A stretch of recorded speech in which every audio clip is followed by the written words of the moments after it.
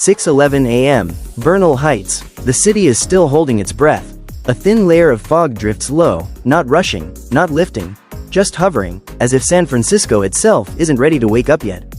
The streets are empty in a way they almost never are. No cable car bells, no traffic hum, only the faint sound of wind brushing against eucalyptus leaves and the soft click of shoes on concrete. From the hilltop, the city stretches out in silence. Downtown skyscrapers rise like distant shadows. The bay glints faintly in the early light. Somewhere below, a coffee shop begins to unlock its door, metal against metal breaking the calm for just a second. Then quiet returns. This is not the San Francisco most people arrive for. There's no crowd here, no camera flashes, no tour buses idling nearby. Just a city in its most honest state, unguarded, unfinished, and calm. You stand still for a moment longer than planned. Because places like this don't announce themselves. They reveal themselves slowly, only if you arrive early enough, quietly enough, and without expectations. As the sun pushes higher, rooftops begin to glow one by one. Windows catch light. The city doesn't wake up all at once, it stretches. And in that stretch, you start to notice the details people usually miss. The uneven sidewalks, the small staircases cutting between streets, the way houses lean slightly, as if shaped by the wind. San Francisco is famous for its landmarks, but its soul lives in the in-between moments. Down the hill, a man walks his dog past a corner mural faded by salt air and time. A cyclist glides by without stopping, headphones in, moving like this is just another morning. Somewhere behind a closed door, dishes clink. Life begins quietly here. You start walking, not toward the Golden Gate, not toward Fisherman's Wharf, not toward anything famous. Instead, you let the streets decide. They curve unexpectedly, rise sharply, drop without warning. San Francisco never moves in straight lines, and that's part of the point. Every turn feels like a small gamble. Every block might reveal something, or nothing at all. That uncertainty slows you down. A narrow street opens into a view that doesn't appear on postcards. Rows of pastel homes catch the early sun. Laundry hangs from a balcony. A cat watches from a windowsill, unmoved by your presence. This city has always been layered. Gold rush ambition, immigrant resilience, tech wealth, quiet resistance. But beneath all of that, beneath the headlines and hype, there's a softer San Francisco. One that doesn't perform, one that doesn't explain itself. You pass a tiny park no bigger than a backyard. A single bench, a tree leaning toward the light. Someone has left a book behind, spine cracked, pages worn. No plaque explains why the park exists. No sign tells you to take a photo. It's just there. That's when you realize something important. Most travelers don't miss San Francisco's hidden gems because they're hidden. They miss them because they're quiet. They don't shout for attention. They don't compete with icons. They exist on a different frequency, one that requires patience. As the city wakes up further, sound begins to return in layers. A bus exhales at a stoplight. A distant siren echoes, then fades. Footsteps multiply. Coffee cups appear in hands. But the calm doesn't disappear. It just retreats into corners. You notice staircases tucked between houses, climbing sharply into fog. Streets ending suddenly in views that feel too good to be accidental. Cafés with handwritten menus where the barista already knows the name of the person in front of you. This is where San Francisco becomes personal. Not the version you came expecting, but the version that stays with you. And as the fog finally lifts just enough to reveal more of the city below, a thought settles in quietly. If this is what San Francisco feels like before the crowds arrive, what else exists here that most people never slow down enough to see? 8:27 a.m. The Mission District. The fog has thinned, but it hasn't fully left.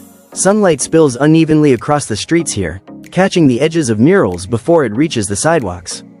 Color appears slowly, reds, blues, faded yellows, painted stories stretching across brick walls and alleyways most people pass without stopping.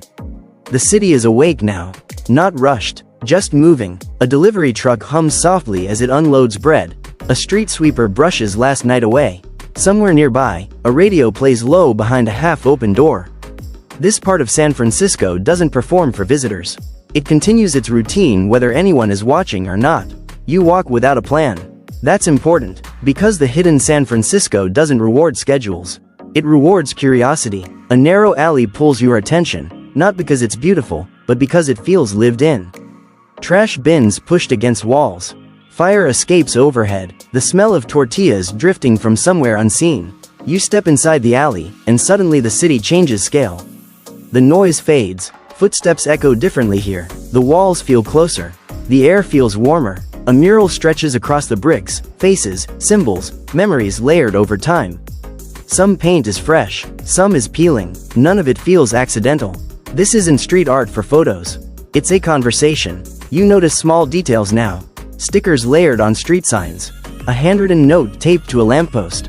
Chalk drawings half erased by shoes and time.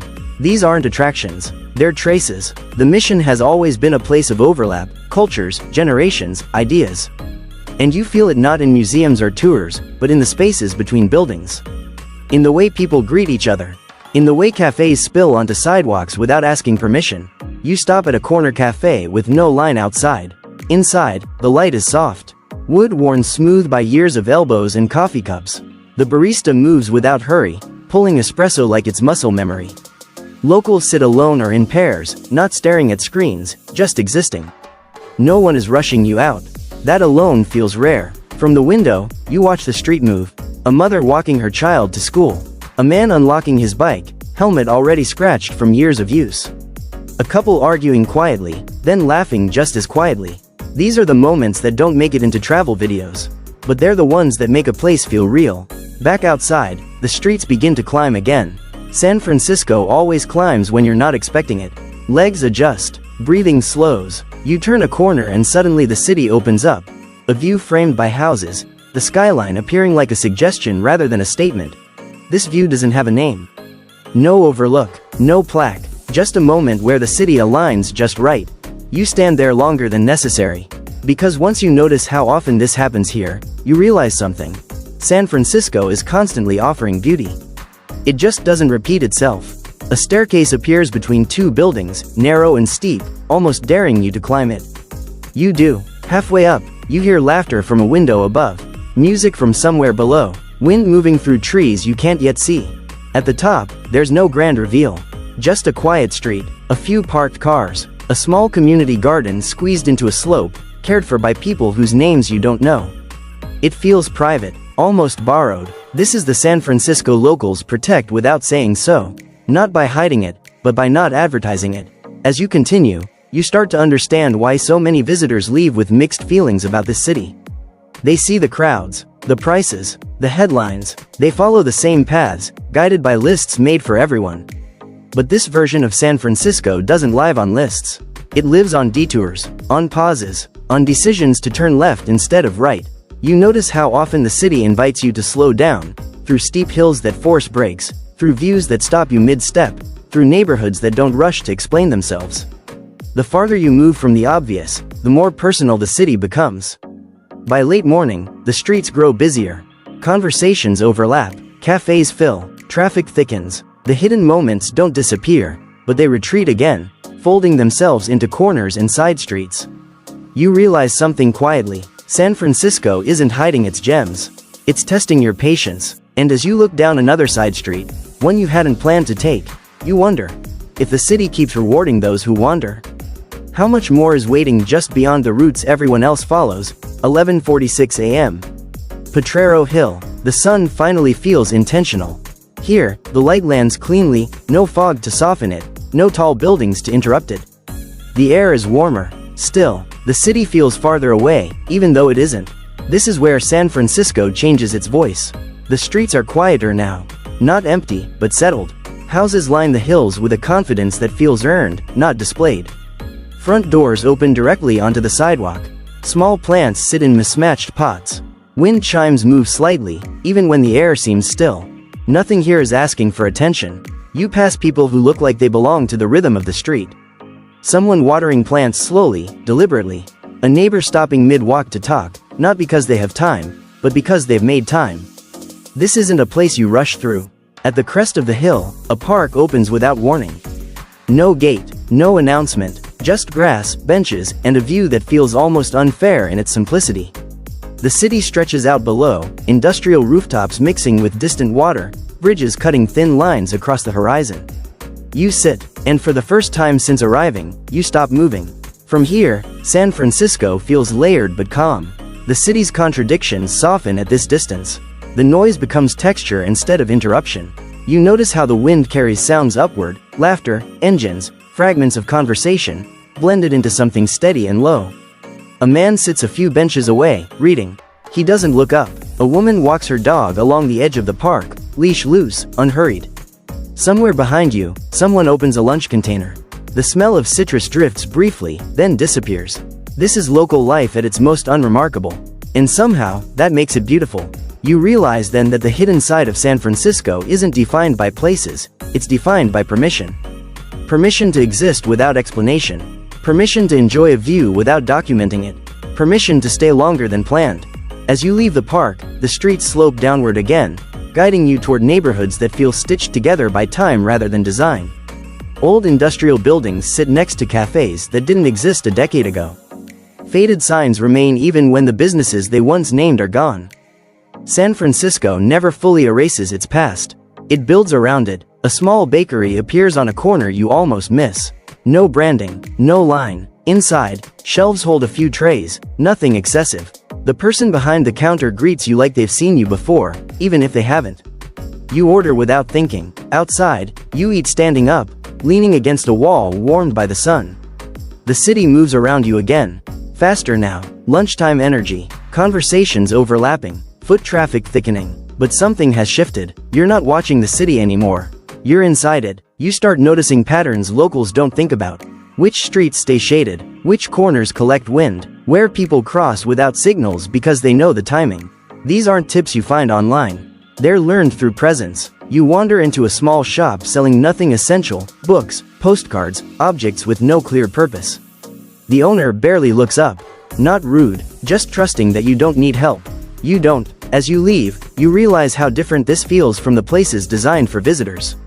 No urgency, no performance, no pressure to move on. This San Francisco doesn't care if you stay, or if you leave.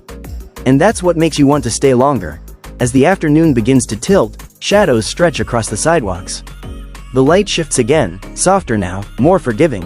The city prepares for another transition. You feel it coming. A change in pace, a change in mood, and you start to wonder. What happens to San Francisco when the day turns and the familiar paths empty out? Where does the city go when it stops being busy and starts being honest? 4:38 p.m. Land's End, the edge of the continent. The afternoon light slants low here, cutting through cypress and scrub, catching dust in the air like something alive. The city feels far away now, not in distance, but in intention. Traffic noise dissolves into wind. Conversations thin out. What's left is the sound of waves striking rock, steady and unbothered. You follow the trail as it curves along the cliffs. Below, the Pacific moves in slow, heavy rhythms. Not dramatic, not calm, just constant. Each wave arrives, breaks, retreats, never asking for attention, never stopping. This is another hidden side of San Francisco. Not hidden because it's unknown, but because most people don't linger here long enough to feel it. The path narrows. The ground softens with needles and earth. Every few steps, the view opens unexpectedly. Golden Gate Bridge appearing through trees, not as a symbol, but as part of the landscape. Rust-red steel framed by gray water and sky. You pause. The bridge looks different from here. Smaller, quieter, less iconic, almost human. You keep walking. A man passes you going the opposite direction, nods once, keeps moving. No words, no need. This place encourages restraint. It asks for less noise, fewer opinions. Farther along, a set of stone steps descends toward the water. Not marked, not obvious. You take them carefully, hand brushing the rock wall for balance. At the bottom, the air changes. Salt heavier, wind sharper. The city is gone now. You stand near the edge, watching the tide move in patterns too old to name. Seabirds drift overhead, riding air currents without effort. The horizon stretches uninterrupted, reminding you how small this city really is. And how fragile. San Francisco has always existed at edges, geographic, cultural, emotional. It attracts people who are looking for something but aren't always sure what. Standing here, that begins to make sense. The city doesn't offer answers. It offers contrast, busy streets and empty cliffs. Crowds and solitude, urgency and stillness. As the sun lowers, the light warms everything it touches. Rocks glow faintly, water darkens, shadows lengthen across the trail behind you. You sit on a flat stone and wait. For nothing, and that's the point. In a city known for reinvention and ambition, there are places that resist both. Places that ask you to stop performing, even for yourself. Land's End doesn't care who you are, where you're from, or what you plan to do next. It just exists. When you finally stand to leave, you feel lighter, not because anything has changed, but because something has quieted. The constant measuring, the comparison, the need to extract meaning from every moment. As you head back toward the trail, the first hints of evening appear. Cooler air, longer shadows, the distant sound of the city slowly returning. But it feels different now. You've seen San Francisco from the inside out, from hills and side streets, from cafés and parks, from the edge of land itself. And with that perspective comes a subtle shift. The city is no longer something to conquer or consume. It's something to listen to. And as twilight approaches, you can't help but wonder, what happens to San Francisco when the light fades, and the city starts revealing what it keeps only for those who stay a little longer? 7:19 p.m. North Beach. The light is leaving slowly. Street lamps flicker on one by one, not all at once, like the city is easing into evening rather than announcing it. The sky holds a deep blue that hasn't decided to become night yet. Windows glow softly, sidewalks feel narrower now, not from crowds, but from shadows. Dinner conversations spill out of open doors. Laughter drifts upward, then disappears between buildings. Somewhere, plates clink. Somewhere else, a door closes gently, as if not to disturb the street. This is when San Francisco exhales. North Beach carries history lightly. Not displayed, not explained, just present in the way buildings lean into each other, in the way restaurants stay small on purpose, in the way people linger instead of rushing through a meal. You walk past places that once mattered deeply to someone, writers, immigrants, dreamers, and now matter quietly to someone else. Names change, ownership shifts, but the rhythm remains. A narrow street draws you away from the main strip. The noise fades almost immediately. The air cools. A single bike rests against a wall. Above you, laundry moves gently, catching light from a second-story window. You hear footsteps behind you, then in front of you, then none at all. This is the San Francisco that doesn't show up in daytime itineraries. A small bar sits half-hidden, its sign unlit. Inside, the lighting is low, amber. The room smells faintly of wood and citrus. Conversations stay contained. No one is trying to be heard across the room. You don't need to know what people do for a living here. It doesn't matter. You sit, you listen. Someone talks about the weather like it's a living thing. Someone else mentions a place that closed years ago. There's nostalgia here, but not sadness. More like acceptance. Outside again, the city feels intimate. Buildings that felt tall during the day now feel close, protective. The streets guide you instead of challenging you. You notice how often San Francisco reveals itself at night. Not through spectacle, but through softness. A small park appears between blocks, nearly invisible unless you're already nearby. A bench sits under a tree. The city hums beyond it, but here, there's pause. You sit again, unplanned. From this bench, you see two different versions of San Francisco at once. To your left, headlights move steadily, purposefully. To your right, a quiet street remains unchanged. Both are real. This is when you understand why so many people stay here longer than they meant to. Not because the city is easy. Not because it's affordable or comfortable or predictable. But because it offers moments like this. Moments that don't demand anything from you. The evening deepens. Fog returns, not dramatically, but patiently. It rolls in low, softening edges, muting colors. The city begins to look inward again. You walk uphill without realizing it, legs moving by habit now. At the top, another view waits. Not grand, not iconic, just a glimpse of lights scattered across hills, each one belonging to a room where someone is living a small, private life. From here, San Francisco feels less like a destination and more like a collection of personal stories happening at the same time. And that changes how you see everything you experience today. The hidden staircases, the quiet parks, the side streets, the cliffs, they weren't separate discoveries. They were pieces of the same invitation. To slow down, to stop extracting value from every moment, to let the city exist without trying to define it. As night settles fully, the air cools enough to notice. You pull your jacket tighter, not because it's cold, but because the day feels complete. The city doesn't need you to stay longer to prove anything. It never did, and as you head back toward wherever you're staying, one final thought surfaces quietly. If San Francisco reveals itself so clearly to those who stay past the obvious hours, what does it give to the people who choose to call it home? 10:02 p.m. Twin Peaks. The city sprawls below like scattered stars caught in fog. From this height, nothing is forced. No one is competing for attention. The Golden Gate glows faintly in the distance, a line of light softened by haze. Bridges, buildings, streets, they all feel part of a single breathing organism. The noise of the day is gone, replaced by something slower, patient, and deliberate. You sit on the stone wall at the lookout, letting the city stretch under you. Wind brushes past, carrying a mixture of salt, eucalyptus, and the faint aroma of late-night food from somewhere below. Somewhere in the distance, a siren wails briefly and vanishes. And in that absence of constant motion, the city becomes almost fragile, as if you could hold it in your hands. This is the part of San Francisco that most people miss. Not because it's hidden, not because it's dangerous, but because it exists quietly, without demand. It's offered only to those who linger, who wander, who look past the landmarks and the guidebooks and the predictable paths. You realize that every hidden street, every mural tucked between walls, every tiny cafe or quiet park, is part of a larger story. Not a story told to tourists, but a story lived day after day by people who call this city home.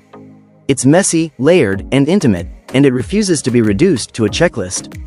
From here, you can trace the path of your day: the early fog at Bernal Heights, the quiet staircases of the Mission, the gentle pulse of Potrero Hill, the rugged cliffs of Land's End, and the soft, enveloping calm of North Beach at night. Each place was separate, yet together they form a single rhythm: San Francisco's hidden heartbeat. A soft thought comes to you: the city doesn't belong to anyone who rushes through it. It belongs to those who notice, to those who stay, to those who are willing to slow down and watch life unfold without interference. The wind shifts. You feel the night around you. Lights from the city twinkle below like a second sky. The streets, the hills, the water, they're all familiar now, but still mysterious. You understand that the hidden gems aren't about discovery alone, they're about perspective.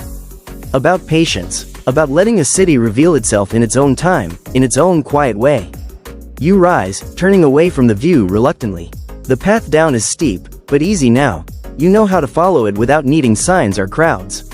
Every step feels intentional, like moving through a place that trusts you to see it fully. The city will be the same tomorrow, but you won't. You carry with you a new rhythm, a slower, more attentive way of walking, listening, and noticing. As you descend, the last of the fog curls through the streets below, like a soft curtain closing on the day. You wonder quietly: how many people walk past these moments without ever seeing them? And how lucky are you to have been here, in this city, at this hour, witnessing what most will never notice? San Francisco has offered nothing and everything all at once. Moments of stillness, glimpses of lives lived quietly, and a reminder that sometimes, the hidden treasures aren't objects or landmarks. They're the spaces between, the pauses, and the attention you bring.